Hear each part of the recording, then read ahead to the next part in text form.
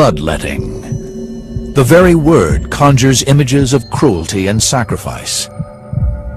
Beginning over 3,000 years ago, patients were bled to death in their thousands. Ancient doctors removed up to 4 pints in a bid to cure everything from fever to madness. It does sound outrageous to open the veins and drain somebody of their life-giving fluid, but in some circumstances it can actually be beneficial. Bloodletting's most famous practitioner hailed from ancient Greece, and his name was Galen. Born in 129 AD, he was to become worshipped as a god for his miraculous healing powers. Galen had a theory of medicine that was based on balancing humours throughout the body. And he assumed that in order to get the right balance of humours, if you let out blood, then the humours balance themselves. A chilling array of tools were used to open up his patients, from hooks and scalpels to knives and cutting machines. The most notorious of all was the leech. I think most patients today, seeing leeches on their body, would throw up their hands in horror, as it being an outmoded form of treatment. But it has undergone a resurgence. Galen's theories, along with the use of leeches, have been dismissed for centuries. But now, recent evidence has caused medical science to reevaluate them. At the Ancient Discoveries Laboratory, leeches expert Carl Peters is investigating the leech's blood-sucking powers. In this small vial here we have just some ordinary sheep's blood, and on the bottom we have some collagen membrane. So we'll put the leech on the bottom there, and then hopefully it'll drain the vial. Over 20 minutes, the leech sucks the blood from the vial, multiplying its body weight by up to 4 times. The question remains, how could this phenomenal sucking power be used to save lives? For a window into how ancient leechcraft worked, Ancient Discoveries has brought in a human guinea pig, former military officer David Shaw. Dave is about to feed these miniature carnivores with their food supply for the next 6 months. I'm not a fan of needles at the best of times, and the leech is like a little biological needle, I suppose, but he's got about 300 teeth, or so they tell me.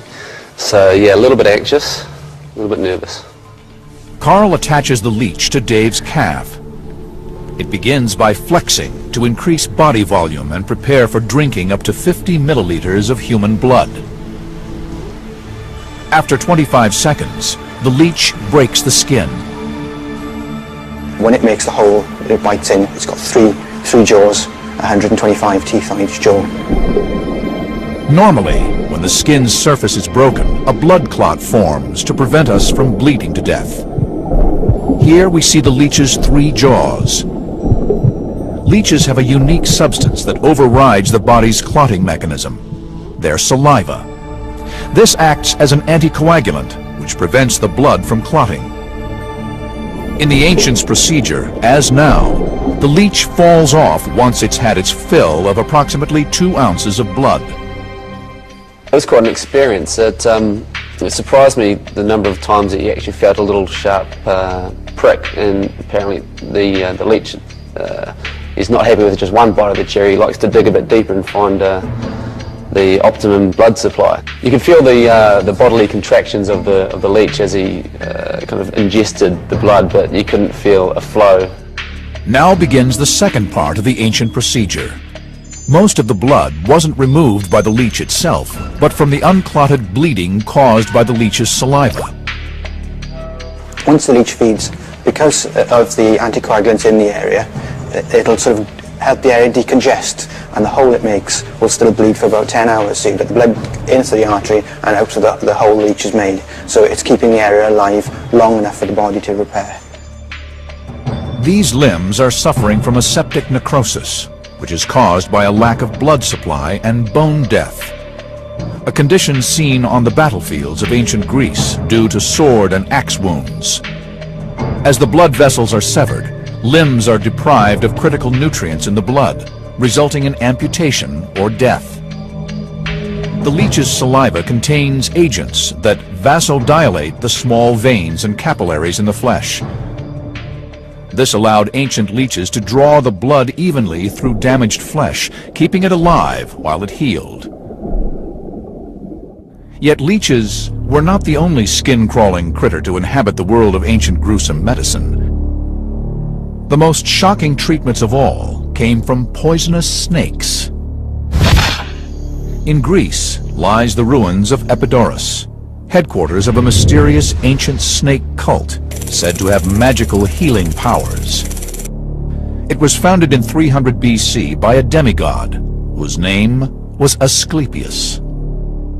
The cult of Asclepius was very important in ancient Greece, and people would flock from all over Europe to visit him and to receive his wisdom and his healing and his diagnostic powers. Asclepius's symbol of healing was a snake. There is the fable of the snake bringing the herbs of life, and it is thought that his symbol of the staff with the single snake coiled round it arises from that story. Asclepius's snake potions were said to have the power to revive the dead. For 2,300 years, they have been dismissed as myth. Now, modern science may provide clues as to how the snake potion worked. The Liverpool School of Tropical Medicine in England houses over 200 of the world's most poisonous snakes. Dr. Rob Harrison is one of the foremost experts on the medical effects of snake venom.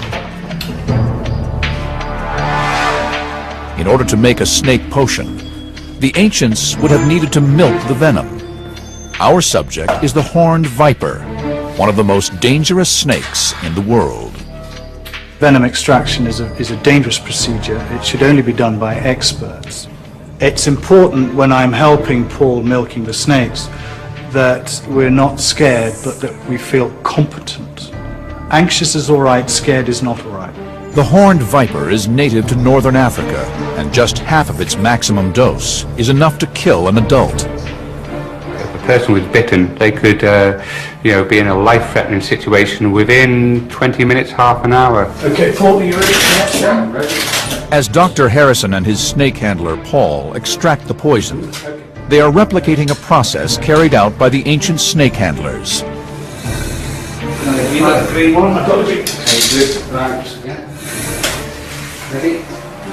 Got it. Once the snake is trapped, the handlers place its jaws over the edge of a beaker and force the venom into the beaker's bottom. Modern research supports the idea that a snake potion would have had certain benefits. The neurotoxins can be used to create drugs that treat Alzheimer's and memory loss, and its hemotoxins help combat heart disease and high blood pressure. 125,000 people die every year from snake bite. High blood pressure certainly kills many more people than that.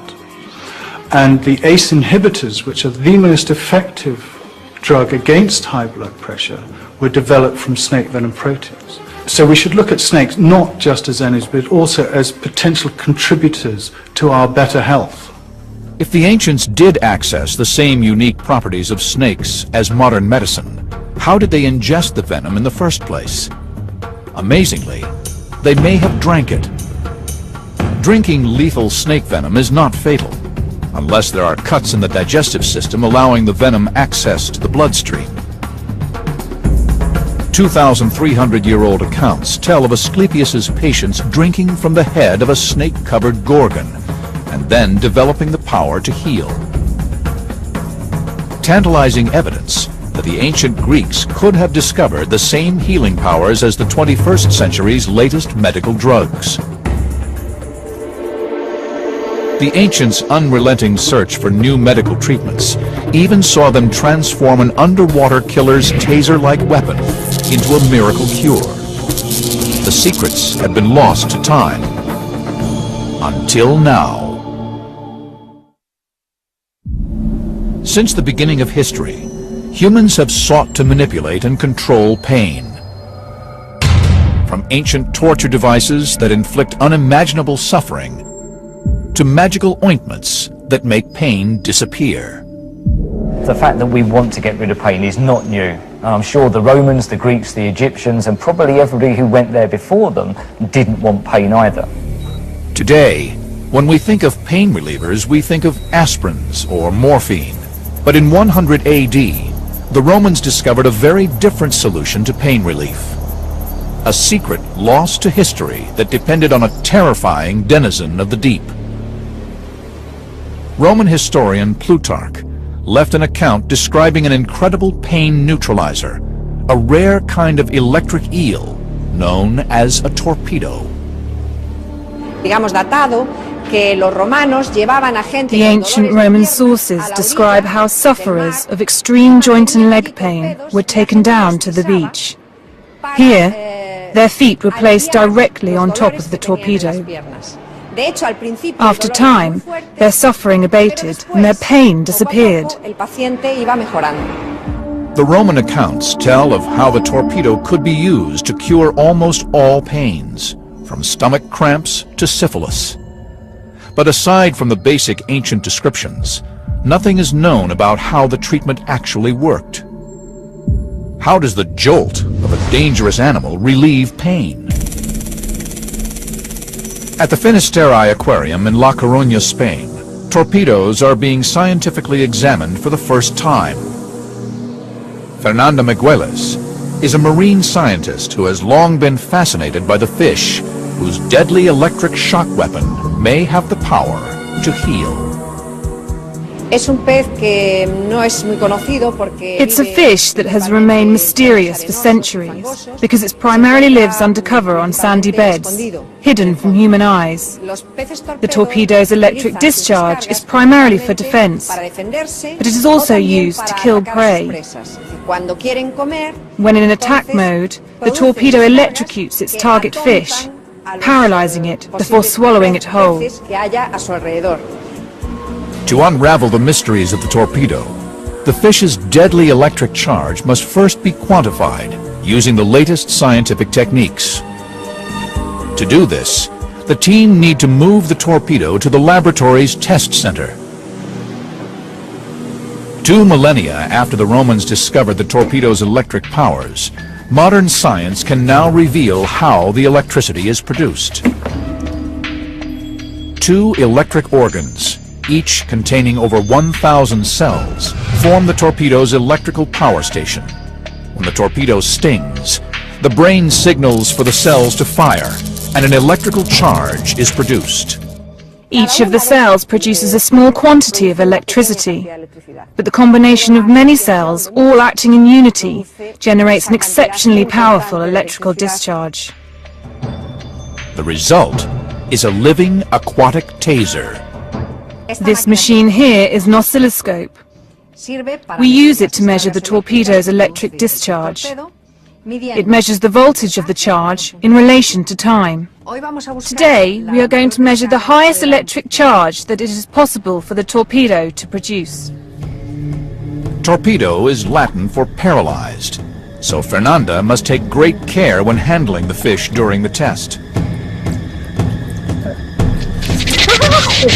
The torpedo fires its electric bolt, which registers at 20 volts, almost twice the shock level from a modern car battery.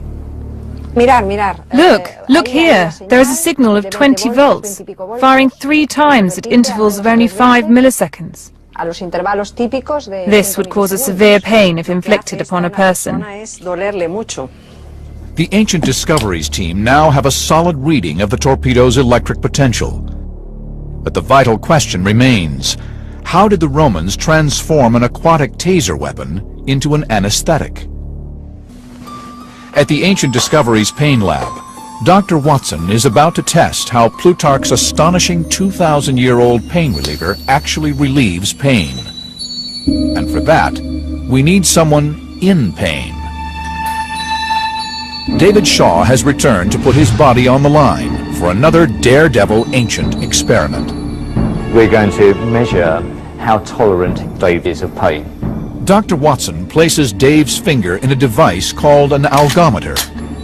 This will push him to the limit of pain endurance by squeezing his finger until he can bear it no longer.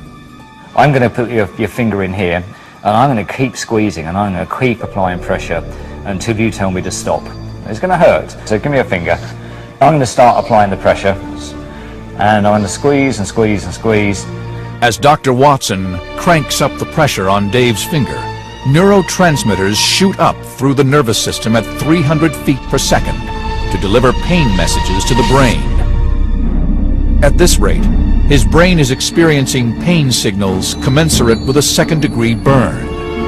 Go on, keep going, keep going, keep going. Had enough? A bit more. Oh, that'll do, that'll do, that'll do. Well, Dave, that was 827. Well, 827 is not too bad. That's certainly higher than average. But then, given your background and your exposure to pain in the past, then I'd expect you to be higher than average. Oh. Dave's reading reveals he is able to withstand 827 kilopascals of pressure, equivalent to having a 700-pound person standing on his finger.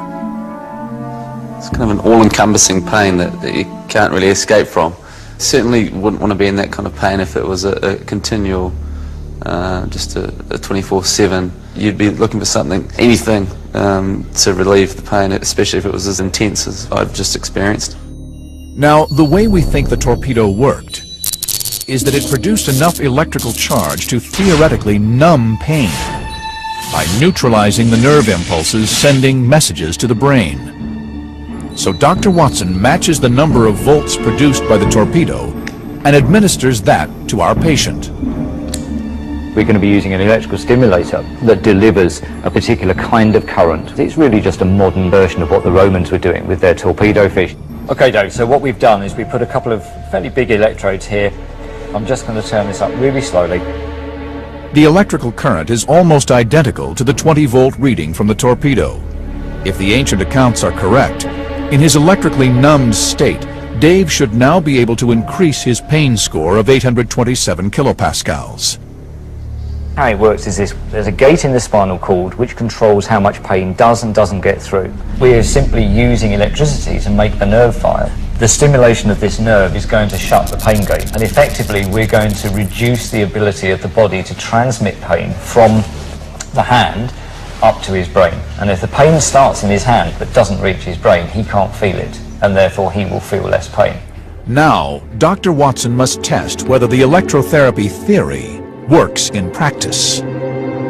After 15 minutes of electrical stimulation at 20 volts, Dr. Watson cranks up the pinometer for the second time.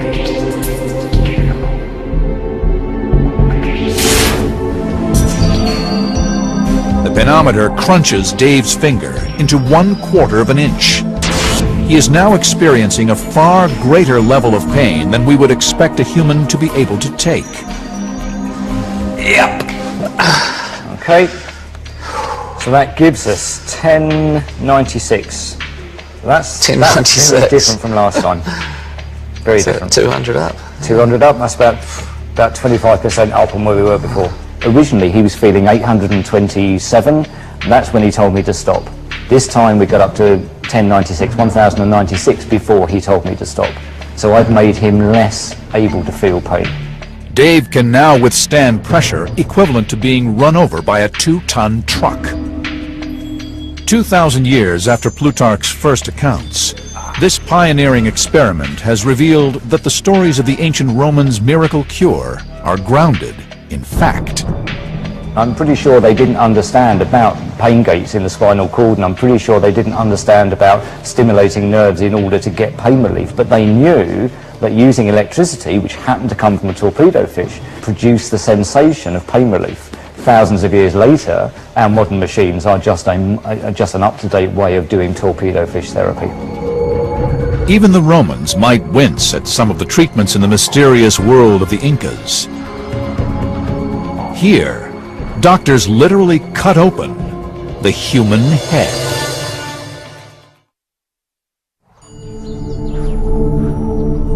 In Cusco, Peru, in the remote reaches of the Andes, a cache of over 500 Incan skulls has been discovered. Over half bear signs of terrible, seemingly impossible injuries. Circular wounds in the skull up to 3 inches across, too precise to be inflicted by any known weapon.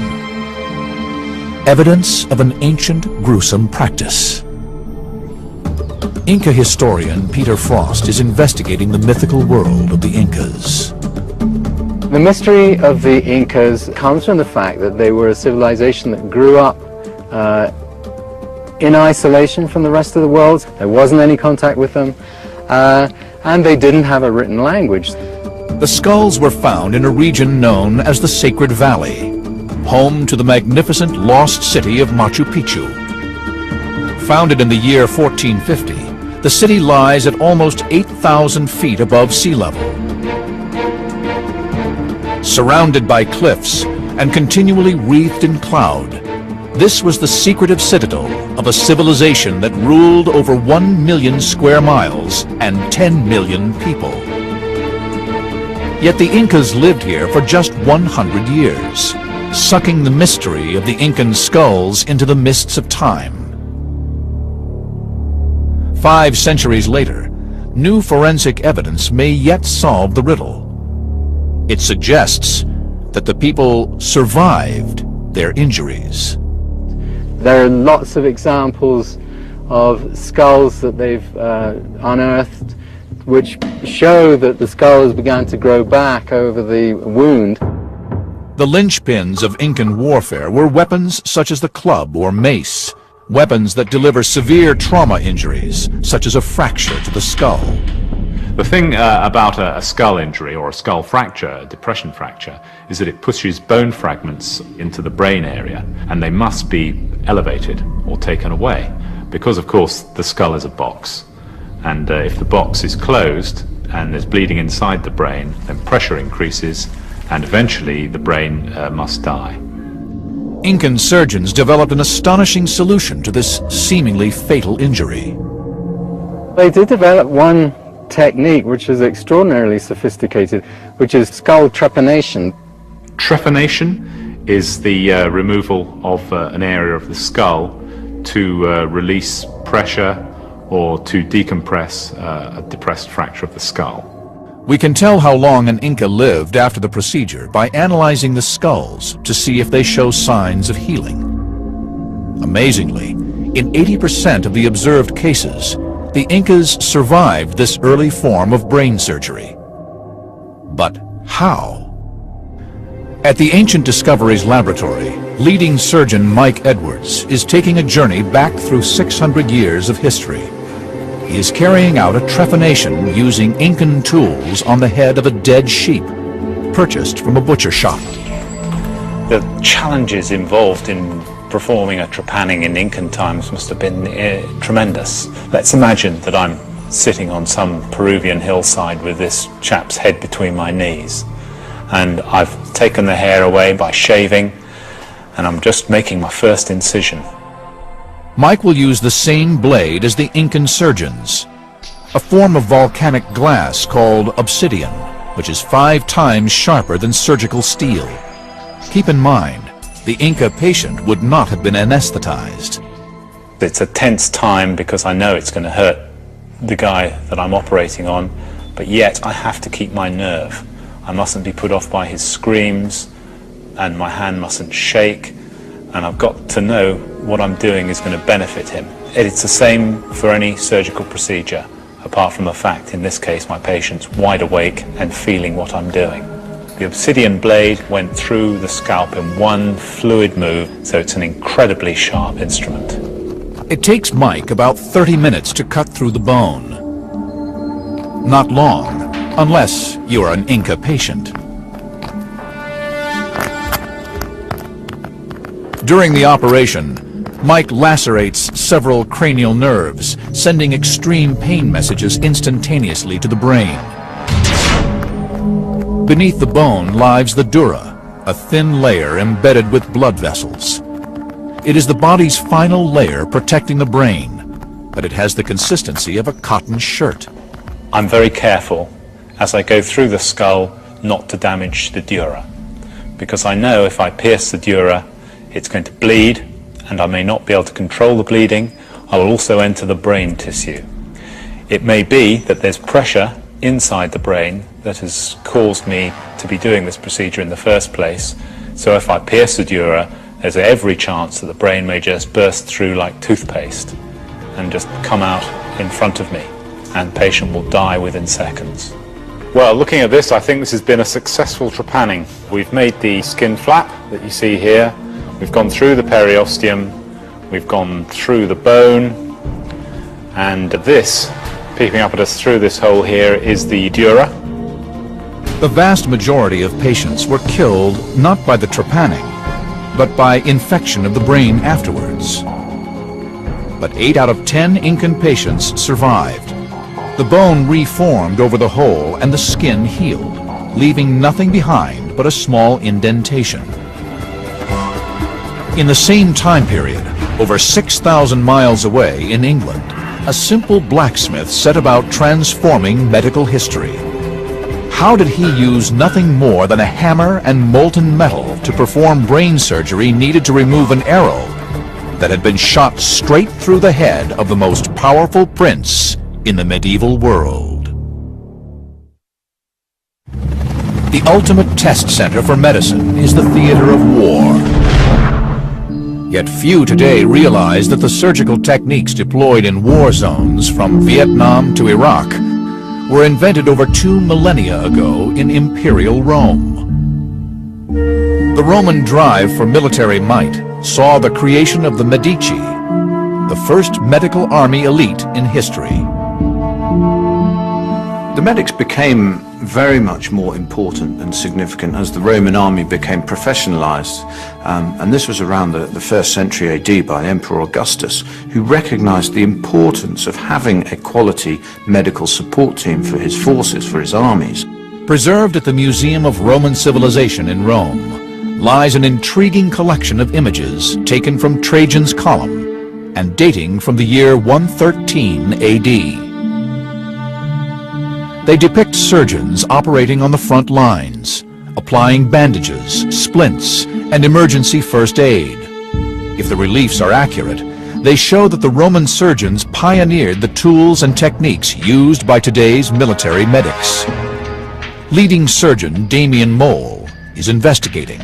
The basic principles behind surgery and surgical operations have changed little throughout the ages, even though the technology has. A battlefield surgeon would be interested in stopping blood or needing to perform an emergency amputation.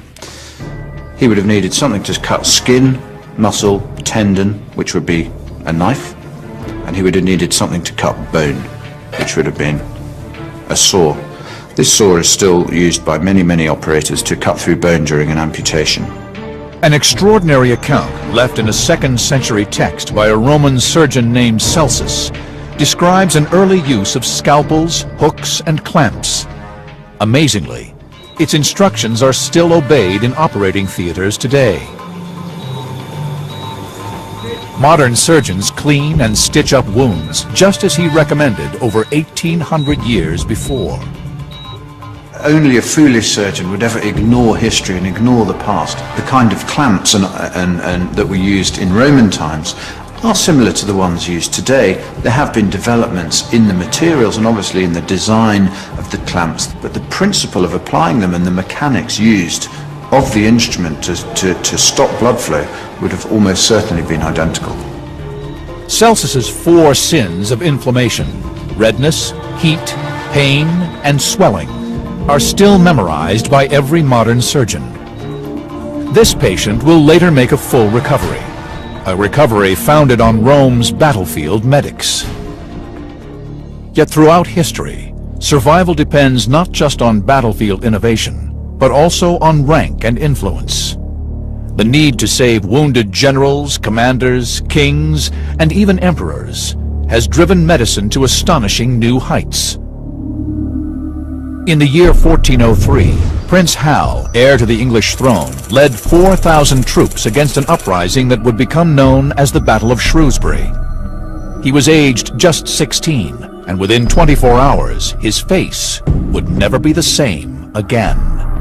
As the Royal Army advanced, the archers on the top of the hillside sent this hail of arrows down the hill, and contemporaries, when they've experienced a battle like this, all talk about how the sky literally darkens over because of the sheer number of arrows that come flying down through the sky. Now, if you're a knight and you're wearing full plate armour, it gets increasingly difficult to breathe. So as they're staggering up this hillside, the first thing they all do is throw back their visors, and that makes them immediately vulnerable to the arrows because their faces are lifted, and so that's exactly what happened to Henry V. Prince Hal was struck by an arrow just beneath his left eye. It penetrated 6 inches into the skull, leaving the prince fighting for his life. The extraordinary thing about the Battle of Shrewsbury is not just that Henry V got hit by this arrow, but that he didn't leave. He stayed on and he fought. This wretched arrow stuck in his face. At the Glasgow Digital Design Studio in Scotland, eminent neurosurgeon Ian Sabin has for the first time recreated this wound on a virtual Prince Hal. The arrowhead involved was a bodkin, which was designed to be armor-piercing, and as such would have punched its way through the tissues almost surgically. Potentially structures that were damaged include a nerve that exits just under the eye, called the infraorbital nerve, which gives feeling to the cheek, which would have left him with a numb cheek. It would then have penetrated the thin bone of the maxillary air sinus, which is an air-filled cavity within the skull, and punched its way through the nose, before ending up in this area, close to the jawbone or mandible, and very close to the carotid arteries. At a scale of over 1,000%, Ian is now able to map in 3 dimensions how perilously close the prince came to death. So if we now remove the facial skeleton to show the arrow track more clearly, we can see just how close potentially it came to structures that would have led to fairly rapid death. The jugular vein, the main draining vein from the brain, and the carotid arteries, the main arteries leading to the brain and to the facial muscles. In addition, very close also is the spinal cord and the brainstem, injury to which would have been instantly fatal. The prince was taken to Kenilworth Castle, in the heart of England. Its ghostly remains still stand. His attendants carefully tried to remove the arrow, but then, disaster. The arrow breaks. Now the prince has a bodkin arrowhead lodged 6 inches inside his skull. How will they get it out? And who in all the kingdom has the skill to do it? The prince's advisors chose John Bradmore, a surgeon, locksmith, and convicted coin forger, for the challenge of a lifetime. You've got to imagine that Bradmore was in a unique situation. For the start, that he was in prison for counterfeiting, which was quite a serious offence, and he had been dragged out of prison, brought up to Kenilworth and said, right, here's the situation, you've got the future King of England, he's got an arrowhead in his head, we want you to get it out. Just hours out of prison, John Bradmore hatched an incredible plan. He decided to forge a new surgical instrument, armed with nothing but a hammer and several sheets of molten metal. Historical blacksmith Hector Cole is reconstructing John Bradmore's arrow extractor, using the same techniques Bradmore himself would have used over 600 years earlier. What John Bradmore would have had to have done first would to forge out the strip of metal to make the main body of the extractor, and I've done that, and I've thinned out the 2 ends so that they are the right thickness to be able to put the flutes in, to make it into a half a cylinder at each end, because when the 2 come together they make a complete tube to enter the wound where the arrow went into Prince Henry's head. While John Bradmore worked, hour by hour, fever and infection pushed the prince ever closer to death. Time was of the essence, obviously, and he didn't have a lot of time to make it. He would have had perhaps a day and a half at the most to work out how to do it, how to make it, and actually make it. So he was under a tremendous amount of pressure. The arrow shaft had completely broken off inside the prince's skull. Fortunately, the remaining arrowhead was hollow, and this was to prove a crucial detail.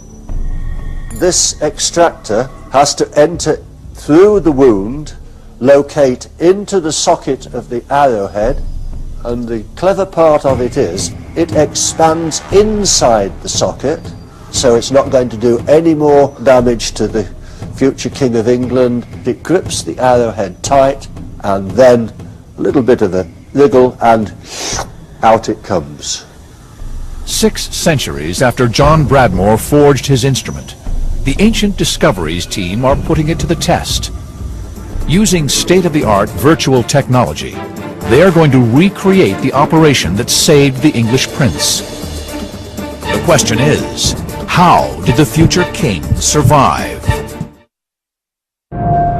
July 1403. At Kenilworth Castle, the future King of England lay dying, with an arrow lodged 6 inches inside his skull. How he survived has remained a medical mystery for 6 centuries. At the Ancient Discoveries Test Center, our team are recreating Prince Hal's wound on a pig carcass. Using a 15th century longbow, an arrow is fired at 200 miles per hour into the carcass.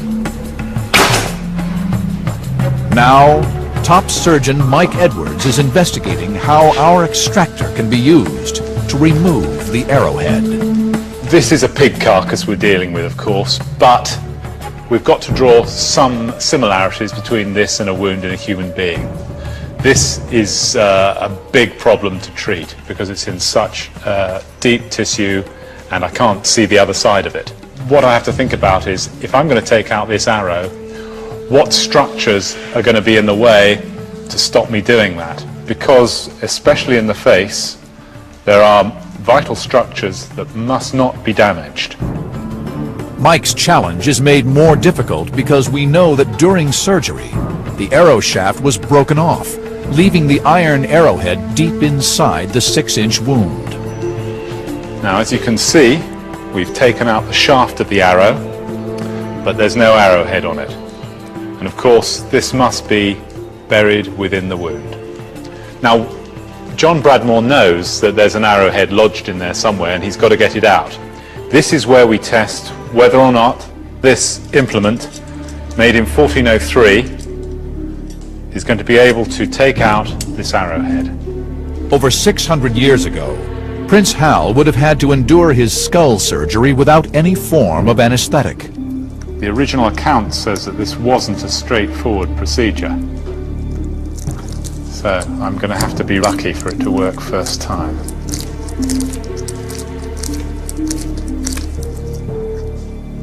And it hasn't.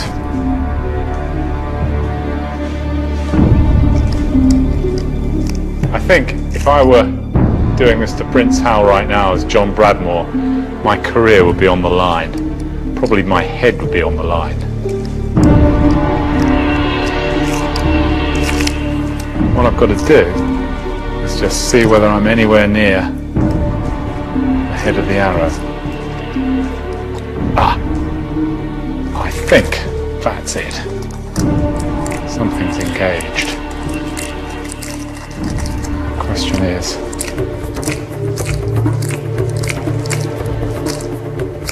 has it been enough?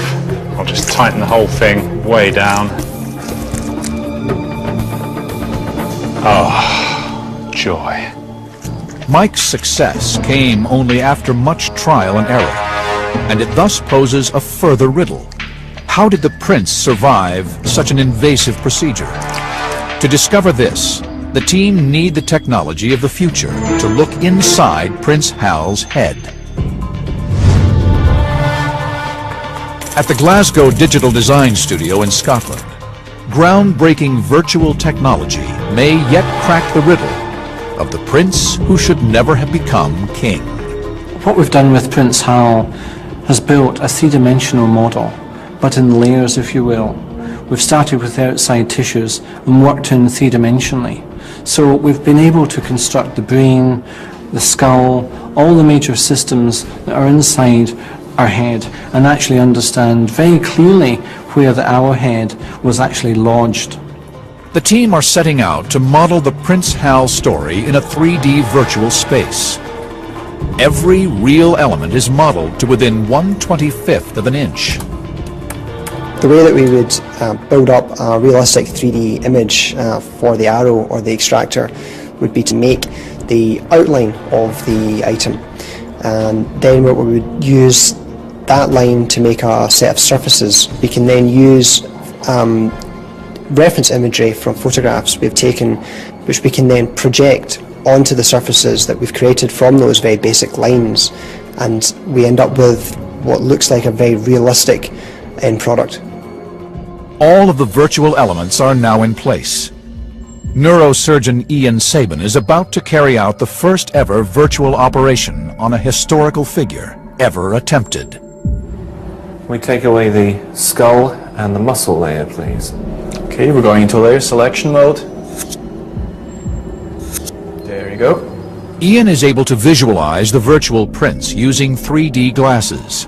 Haptic glove technology then allows him to manipulate the prints in a virtual space.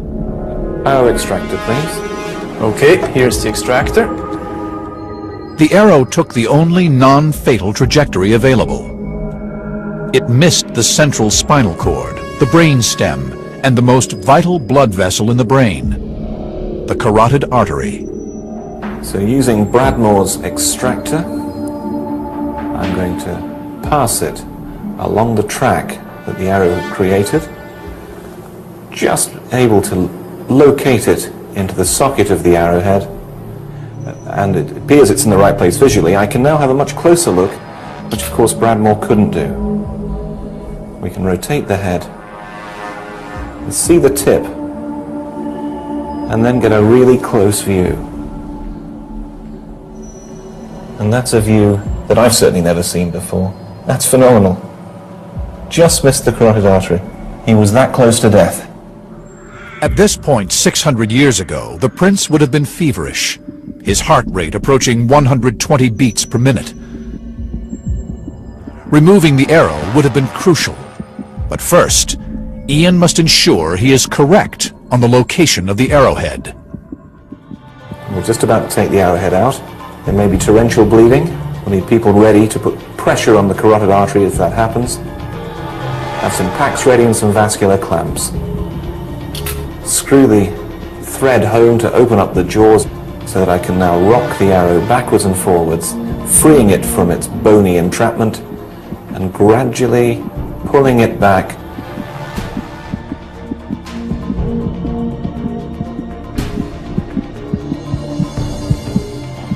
And out it comes. The virtual operation has proved a success. The prince has survived. The injury that Prince Hal received was horrendous, and actually he was incredibly lucky to survive. But we now can understand, using very advanced technology, how he was able to do that, what the surgeon of the time actually did. John Bradmore went on to become a celebrated surgeon and was paid 10 sovereigns a year for the rest of his life. These experiments have proved that the ancients' understanding of pain, trauma, and human anatomy was far more advanced than previously thought. Gruesome treatments, from leeches to snakes and torpedoes, should now be seen not as primitive, but visionary. Every hospital visit we make today, every life that is saved, builds on the pioneering groundwork laid by history's first doctors.